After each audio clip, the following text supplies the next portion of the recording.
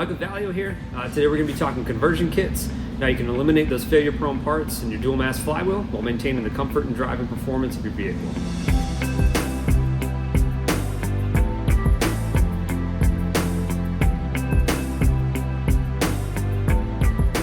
In order to address this issue, Valeo moved the dampening technology from the flywheel into the disc hub.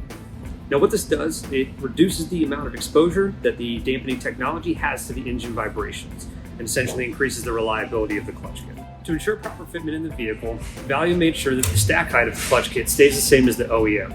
This also keeps the pedal feel and position inside the vehicle the same for the driver. This also allowed us to use the OEM bearing, which will increase reliability and ensure the proper operation over time. Also, in every Valeo conversion kit, you get a full set of bolts for the pressure plate and flywheel.